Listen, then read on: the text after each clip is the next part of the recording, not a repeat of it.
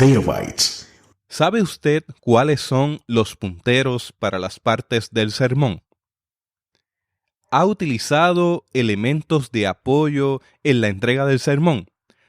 Le invito a quedarse en esta ocasión escuchando esta conferencia magistral en labios de nuestro profesor, el doctor Francisco Javier Goitía, quien estará dictando una conferencia magistral para la clase de Homilética 1 del Seminario Evangélico de Puerto Rico. Saludos y bendiciones, les habla Jesús Rodríguez Cortés y les doy la bienvenida a esta edición de Teobytes. Les invito a escuchar detenidamente esta conferencia y a sacar ventaja de los temas tratados en el arte de la predicación cristiana. Disfrútelo. Teotecnología.com presenta Teobytes. Continuamos con nuestras conversaciones en el curso de Homilética 1 y el módulo que se refiere al 11 de noviembre. En esta ocasión vamos a hablar de algo un poco más práctico. Vamos a hablar de los punteros para las partes de un sermón. Vamos a hablar un poco del uso de elementos de apoyo en la predicación. El elemento de apoyo más común y más familiar son las ilustraciones. Y luego vamos a hablar de la entrega. Para comenzar a hablar de los punteros, el texto que voy a utilizar está en el libro El Sermón como Creación Artesanal y es el apéndice B que se encuentra en la página 114. Un sermón clásico, tanto bíblico como temático, tiene una introducción, tiene un desarrollo o un cuerpo, tiene una conclusión. Y entre esas partes tiene conexiones, ¿verdad? Comenzamos a hablar acerca de la introducción. Estoy utilizando como fundamento para esta conversación el libro de Thomas Long, que es el libro de texto de nuestro curso de Witness of Preaching. Dice Long que la introducción, más que capture la atención de los oyentes, no debe perderla. Y yo creo que eso es cierto, ¿verdad? La gente que llega el domingo a escuchar el sermón, la gente que llega el domingo a adorar, ya sabe que se va a predicar. Sabe que va a ocurrir el evento de la predicación como parte de la experiencia de adoración y entonces van a estar listos y listas para escuchar, a menos que no haya ocurrido algo extraordinario en la experiencia, un suceso, un sonido o una distracción. Y en el contexto hispano y puertorriqueño yo siempre he pensado que esa atención es un poquito, tiene más estamina, ¿verdad? Los hispanos y las hispanas, los puertorriqueños y las puertorriqueñas tienen más estamina, pueden escuchar y estar atentos y atentas más tiempo que lo que podríamos decir un norteamericano enclavado en la tradición histórica de la iglesia protestante, ¿verdad? En eso de nuevo nos parecemos un poco más a la tradición afroamericana. Así que la introducción, lo que va a el propósito de la introducción es no perder la atención, es mantener la atención a los oyentes. Algunas introducciones hacen una promesa, es decir, yo voy a hablar de tal cosa. Le hacen una promesa a los oyentes, ya sea explícita o implícita, ¿verdad? Y al hacerle esta promesa, el sermón debe cumplirla. Porque cuando usted le promete a alguien algo y no lo cumple, tal vez en ese sermón no dejen de escucharlo, pero en 2 o 3 sermones, si promete cosas y no las hace, no lo van a escuchar. La introducción puede anticipar el tema del sermón y debe conectarse de alguna manera con su desarrollo. En algunas ocasiones podemos usar algún elemento de apoyo, una ilustración para comenzar, o de lo que hablamos en la introducción es de lo que retomamos en la conclusión. Y esto sirve de bookend, ¿verdad? De como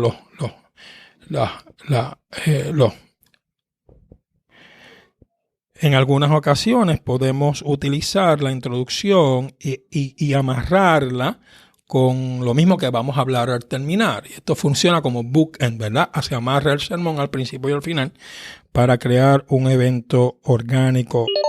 Teobytes. Les decía que las introducciones pueden amarrarse de alguna manera con la conclusión y funcionan como bookends, ¿verdad? Como sujetalibros, que amarran de esta manera el evento que se escucha, el evento que ha sido en donde nos hemos visto involucrados y involucradas, y esto hace que el diseño del sermón esté un poco más amarrado. David Bottrick nos dice que las introducciones orientan la manera en que la congregación va a interpretar y entender el sermón. Luego de la introducción, la congregación debe estar lista para escuchar o continuar lista para escuchar, si asumimos la definición de Long de que no es adquirir. La introducción no funciona para adquirir la atención, sino para mantenerla.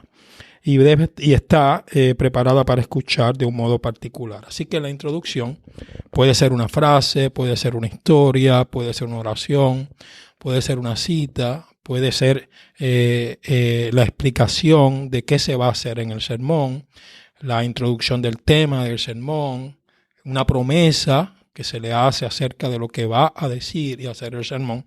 Lo que hace es disponer a la congregación, a los oyentes, para continuar escuchando. Así que un sermón clásico contiene una introducción y usted debe ser diseñada, ¿verdad? Usted no es cualquier introducción, es la introducción que va con este tema y que va con este propósito en el sermón. La introducción nos va a llevar entonces al desarrollo, que se diseña a partir de 3 movimientos, a partir de 3 puntos, siendo muy clásicos, ¿verdad? Usted va el proceso de interpretación que yo compartí con ustedes, lo va a llevar a identificar un tema y ese tema dividido en 3 asuntos. Esos 3 asuntos son el cuerpo o desarrollo del sermón, y cada uno de esos 3 asuntos usted lo va a desarrollar, ¿verdad? El material obtenido en el proceso interpretativo, la lectura de los textos teológicos, el caminar con la congregación durante la semana, se organiza en esta sección.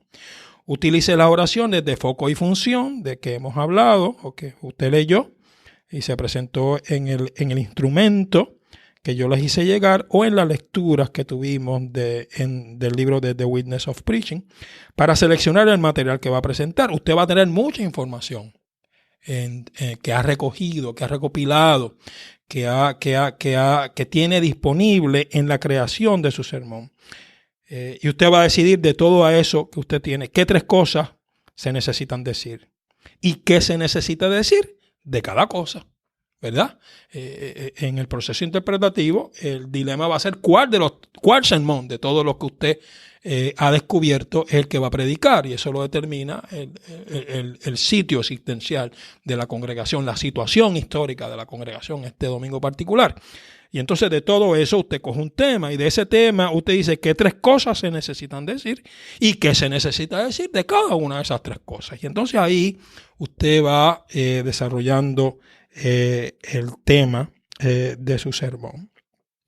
Y el sermón termina con una conclusión. La pregunta más importante en cuanto al final o conclusión de un sermón es ¿cuándo debo terminar y cómo debo terminar? ¿Verdad? Pues termino cuando ya he desarrollado el tema y he explicado con claridad, con un poco de detalle, con ilustraciones, con contenido vital de salvación. Eso que yo quise decir. Cuando yo termine de decirlo, pues termino. Los oyentes y las oyentes, pienso yo, intuitivamente saben cuándo se debe terminar. Si usted sigue dándole largas al asunto, si usted se va por los lados, la gente sabe que debió terminar y que usted está por ahí deambulando, ¿verdad? Porque la gente, como es un evento y como las personas que le han escuchado, los miembros de su congregación, ya saben su estilo. Pues usted sabe cuándo usted va a terminar, ¿verdad? Conozca y palpe la congregación. En algunas ocasiones tenemos que hacer algunos ajustes, eso es cierto, pero en general, una vez usted haya dicho lo que debe decir, pues termina. La decisión sobre cuándo terminar se debe hacer durante la preparación del sermón y no en el púlpito. Es decir, yo dije esto, yo tengo mi manuscrito, yo tengo mi bosquejo desarrollado, aquí dice que ya yo he dicho lo que debía decir. Y lo que debía decir de cada cosa, pues termina. No lo siga alargando. Dicen que Lutero dijo, yo nunca lo he leído, pero dice, cuando veas a la gente más atenta, entonces termina, ¿verdad? Y lo que quiere decir eso no es que cortes el sermón a mitad, sino que la experiencia sermónica, tiene una personalidad, es performativa. La gente se ha metido en el sermón, ha escuchado, ha sido afectado y afectada por el sermón e intuitivamente sabe que este evento ya debe concluir. No debes alargarlo, no debes darle vericuetas al asunto, ¿verdad? Ahora la pregunta es, ¿cómo termino? Pues el cómo termino se relaciona al tema del sermón. El cómo termino se relaciona al propósito del sermón. Si el sermón es un evangelístico, pues va a tener una conclusión particular. Si el propósito, si el sermón un sermón de cuidado pastoral, pues va a tener otra manera de terminar. Si el sermón es pedagógico, pues va a tener otra manera de terminar. Lo más importante entonces es saber lo que queremos que el sermón haga o diga, la función, no el foco, la función del sermón. Cuando el sermón ha dicho y hecho lo que queremos, entonces terminamos. Se pueden reiterar los puntos más importantes del sermón, es decir, en su conclusión, y es una sola conclusión, usted puede reiterar los puntos o los movimientos que ha hecho. Hablamos de esto otro y hablamos de esto otro. Se puede evocar el poder y significado del texto bíblico. Si usted ha estado comentando el texto, evoque lo que el texto le evocó a usted y pide a la congregación que continúe escuchando el sermón durante la semana en la manera en que ha vibrado en su ser y que tome el significado de ese texto para su vida y se lo lleve a almorzar. Se pueden provocar emociones de satisfacción y bienestar a partir del mensaje, ¿verdad? Se puede reiterar la gracia, la misericordia, se puede afirmar este enfrentamiento con la palabra que nos desnuda, pero también nos viste. Y se puede llamar a la acción, ¿verdad? Y tal vez delinear algunos contornos de esa acción. Así que hay muchas maneras de terminar, pero el sermón tiene una sola conclusión. Y esa conclusión también es diseñada, es planificada, es a partir del propósito del sermón, va a estar relacionada al tema que se discutió, a la personalidad del texto discutido y a lo que se dijo y a cómo se dijo. Los sermones, sin embargo, no terminan con un amén al final del evento homilético. La gente se lleva los sermones a sus casas. La gente sigue comentando los sermones los lunes, los martes, ¿verdad? Y eso es lo maravilloso de la palabra del Señor, que sigue fermentándose en la vida de la gente de tal manera que les provoca vida. Así que tenemos la introducción, que puede ser una frase, puede ser un cuento, puede ser una historia, puede ser una cita, puede ser una promesa, puede ser la introducción del tema que usted va a discutir en el sermón y a presentar, que usted tiene el desarrollo, el contenido, que es lo que se va a decir y cómo se va a decir, ¿verdad?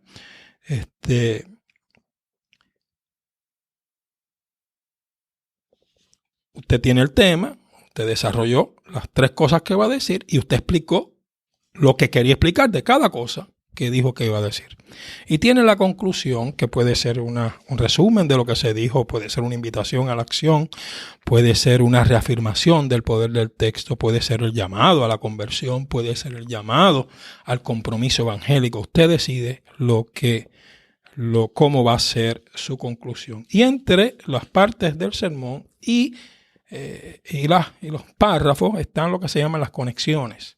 ¿A qué me refiero con conexiones? Las conexiones entre los diferentes puntos, partes, pasos o movimientos del sermón son vitales, ¿verdad? Son oraciones de transición. Es la transición que va de un pensamiento a otro, que debe fluir de tal manera que no cree entrecorte, ¿verdad? Que no cree baches en el evento. Las conexiones se relacionan al segmento o sección anterior y la próxima. Pueden participar del contenido de la próxima sección. Son la pega de las partes. Algunas conexiones son acumulativas. Usted puede decir, les había hablado de esto y más aún. De nuevo, otra vez, en adición a esto de lo que les he hablado. Y usted lo ve ahí mismo en el apéndice del libro. Pueden ser oraciones de contraste, de otro modo, por otro lado. Pero entonces, puede ser oraciones condicionadas. Si esto es así, entonces, ¿puede ser entonces qué? Puede ser oraciones de reconsideración, pensándolo bien. Si miramos esto otra vez, ¿es esto así realmente? En algunos casos la transición la puede hacer el silencio, un gesto, tal vez el humor.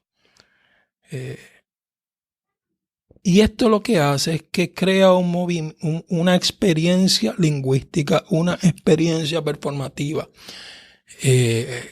completa, in toto, integral, orgánica, que hace que la gente vaya escuchando y vaya sintiéndose cómoda con lo que escucha, ¿verdad? No lo que digamos siempre tiene que ser cómodo, no he dicho eso, sino que el diseño que le hacemos al sermón entre la introducción, el contenido y la conclusión va a ir fluyendo de tal manera que la gente escuche y se sienta interpelada. Aquí voy a dejar el asunto de los punteros para las partes de un sermón clásico y espero que esto les sirva en la creación de su primer sermón bíblico, y no solo de ese sermón, sino de los sermones que va a continuar creando de aquí hasta que Cristo venga. Teobites. Nos dice el libro de Segunda de Samuel, en el capítulo 11, que aconteció el año siguiente, en el tiempo que salen los reyes a la guerra, que David envió a Joab y con él a sus siervos y a todo Israel, y destruyeron a los amonitas y sitiaron a Rabá, pero David se quedó en Jerusalén. Y sucedió un día, al caer la tarde, que se levantó David de su lecho y se paseaba sobre el terrado de la casa real, y vio desde el terrado una mujer que se estaba bañando, la cual era muy hermosa. Entró David a preguntar por aquella mujer, y le dijeron: aquella es Betsabé, hija de Eliam, mujer de Urías Eteo. Y usted y yo sabemos la historia, que David toma a Betsabé y envía a Urías al frente de guerra para que sea asesinado y él tomar por mujer a Betsabé. Continúa el capítulo 12 de Segunda de Samuel diciendo: Jehová envió a Natán a David, y viniendo a él le dijo: habían dos hombres en una ciudad, el uno rico y el otro pobre. El rico tenía numerosas ovejas y vacas, pero el pobre no tenía más que una sola corderita que él había comprado y criado, y que había crecido con él y con sus hijos juntamente, comiendo de su bocado y bebiendo de su vaso, y durmiendo en su seno, y temía y la tenía como una hija. Y vino uno de camino al hombre rico, y éste no quiso tomar de sus ovejas y de sus vacas para guisar para el caminante que había venido a él, sino que tomó la oveja de aquel hombre pobre y la preparó para aquel que había venido a él. Entonces se encendió el furor de David en gran manera contra aquel hombre, y dijo a Natán: vive Jehová, que el que tal hizo es digno de muerte, y debe pagar la cordera con 4 tantos, porque hizo tal cosa y no tuvo misericordia. Entonces dijo Natán a David: tú eres aquel hombre. Y esta historia de David, de Betsabé y de Natán y de Urías presenta uno de los mejores ejemplos de lo que es un elemento de apoyo a la predicación. En este caso, la historia de la ovejita del hombre pobre y el egoísmo del hombre rico que Natán le presenta a David es una ilustración donde él se involucra de tal manera que no se da cuenta que lo representa a él mismo en su egoísmo frente a Urías y en su deseo por Betsabé. La palabra ilustración se utiliza para identificar de manera general elementos de apoyo a las ideas y afirmaciones de un sermón. La gente gusta de sermones bien ilustrados, es decir, con buenos elementos de apoyo. Los elementos de apoyo ayudan a aterrizar conceptos abstractos, ¿verdad?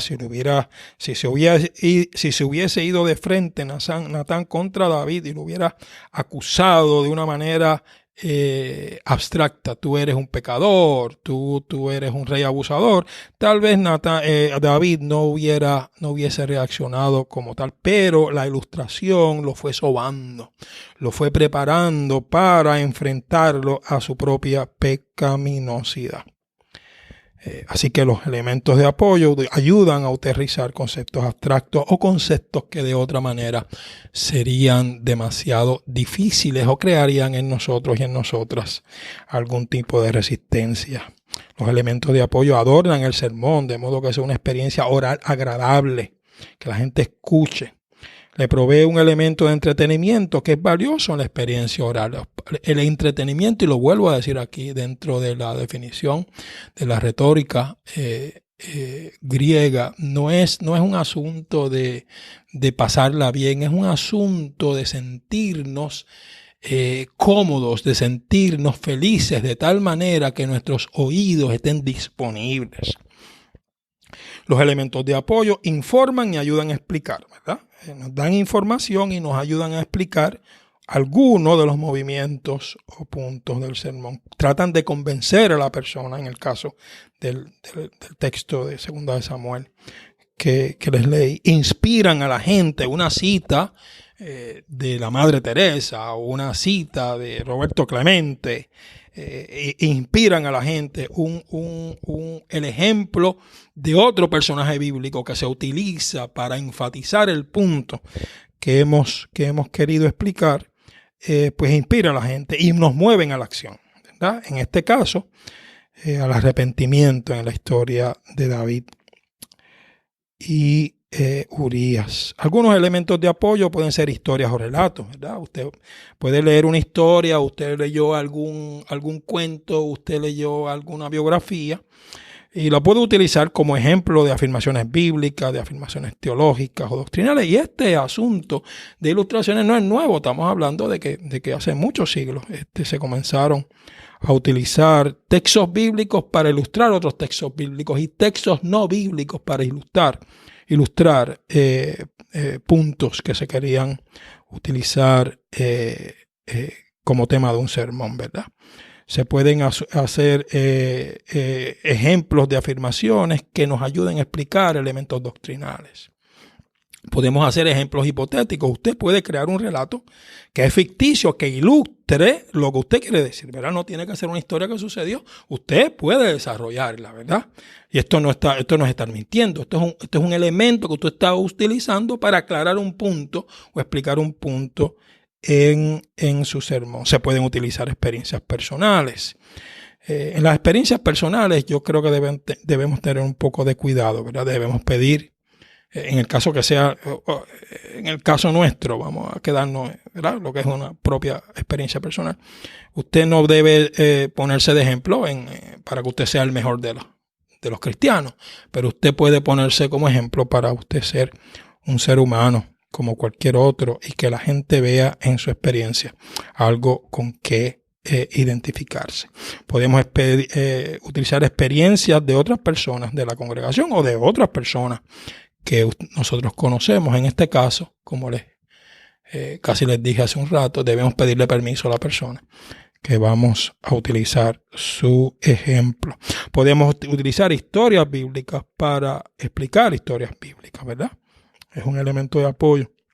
Historias muy conocidas, historias muy familiares, historias que son muy claras, nos pueden ayudar o a explicar un punto de otro texto bíblico o a explicar un punto temático o doctrinal. Podemos utilizar símiles y metáforas para como elementos de apoyo al sermón.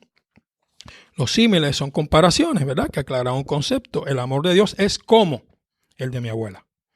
El reino de los cielos es como dice Jesús. Las metáforas son creaciones lingüísticas que provocan nuevos significados, ¿verdad? El sol, el calor, el mar, como una metáfora para la inconmensurabilidad de nuestro Dios. Podemos utilizar citas de personas conocidas, podemos utilizar refranes de nuestra cultura, podemos utilizar testimonios, experiencias personales que nos ayudan a proveernos un buen elemento comunitario y relacional al sermón. Podemos usar humor en el sermón, pero si usted no tiene humor en su vida, pues no use humor en el sermón porque no le va a salir. Pero hay personas que naturalmente pueden utilizar el humor como ilustración o como contenido o como inclusive como transición en los puntos o en las secciones del sermón. Podemos utilizar literatura, podemos utilizar películas, y aquí yo soy un poquito cuidadoso, ¿verdad?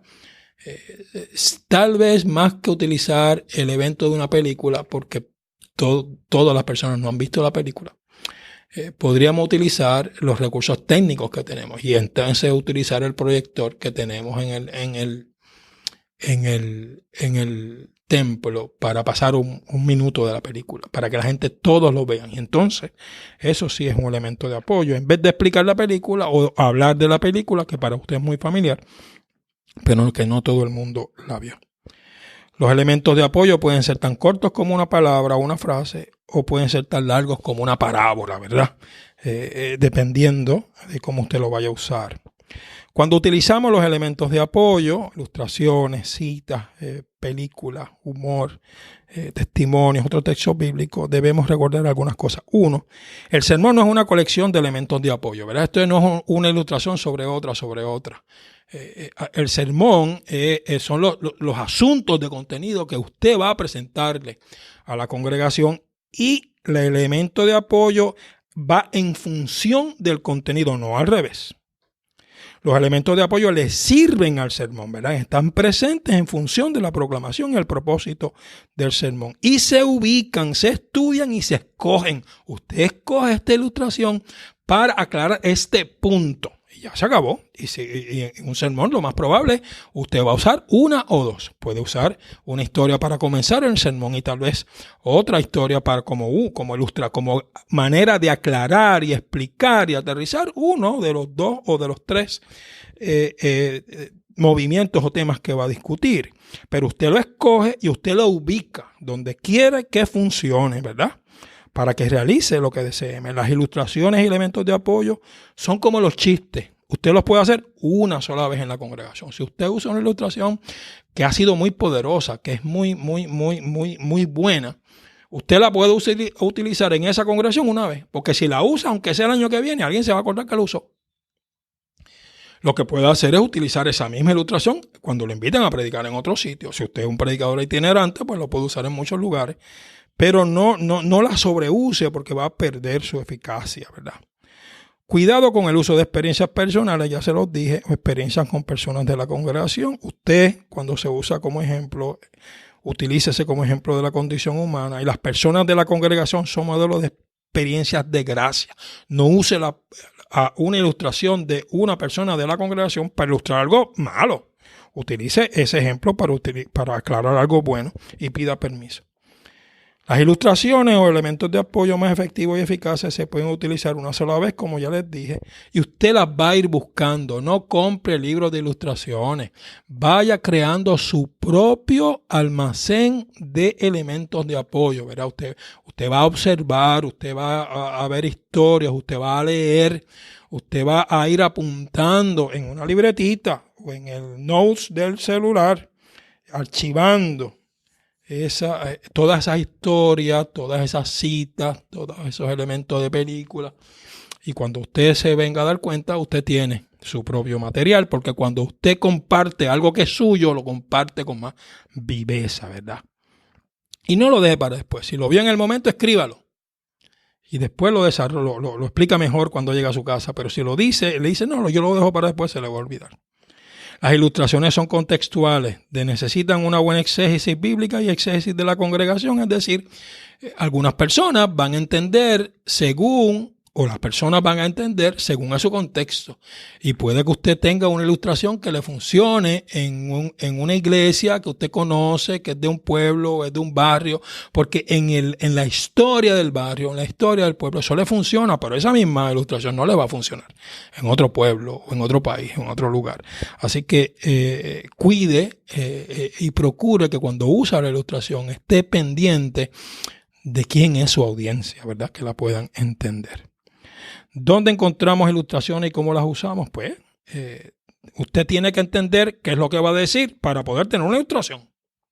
Si usted va a hablar de la Santísima Trinidad, lo más probable va a necesitar un elemento de apoyo, pero usted tiene que tener una idea clara de lo que es la Trinidad para poder utilizar la ilustración, ¿verdad? Tiene que entender lo que dice para encontrarle una ilustración. Puede leer libros de teología. Y por si se le olvidó, puede leer la Biblia. Y ahí le va a dar lenguaje, le va a dar conceptualizaciones que usted puede utilizar y entonces puede buscar una ilustración, un elemento de apoyo para allá. Lea literatura y todo lo que encuentre. Deténgase a escuchar, observe. Alrededor nuestro está lleno, nuestro alrededor está lleno de ilustraciones, de elementos de apoyo. Lea cuentos. Vaya al cine. Observe cuando está en algún lugar público, observe a la gente, observe su alrededor, para que usted vea que usted va a encontrar todos los días elementos de apoyo que si no le sirven para este sermón, este próximo domingo, los puede archivar para utilizarlo en una próxima ocasión. No compre enlatados, aprenda a cocinar. Procure sus propios elementos de apoyo. De nuevo, lea libros de literatura, lea cuentos, vea las novelas, esas ahora son no sé dónde son, ahora no son boricuas, turcas, porque eso le va a ayudar de alguna manera a conectar algún punto que sea complicado de entender para la gente, para aclarárselo de alguna manera. Observe en los lugares públicos donde tú estás. Lea la Biblia consecuentemente. Encuentre tiempo para ir al cine, y para ir a la playa, y para ir al yunque, y observe. No vaya a ese lugar por ir. Deténgase, observe de nuevo. No me canso de decirlo. Y usted verá que alrededor suyo tiene lo que necesita para embellecer, para ilustrar, para aclarar, para explicar conceptos difíciles de tal modo que la gente entienda para salvación. Dios le bendiga. Le invito a visitar nuestra página en la internet para este podcast, que es www.theobytes.com, www.theobytes.com, y allí va a encontrar diferentes episodios de otros temas de mucho interés para su vida y para la vida de la gente que le rodea. Así que le invito a compartirlos. Hasta aquí esta edición de Theo Bytes. Gracias por darnos el privilegio de llegar hasta ustedes a través de las redes informáticas. Será hasta el próximo episodio. Que la paz y la gracia de nuestro Señor Jesucristo sea con ustedes.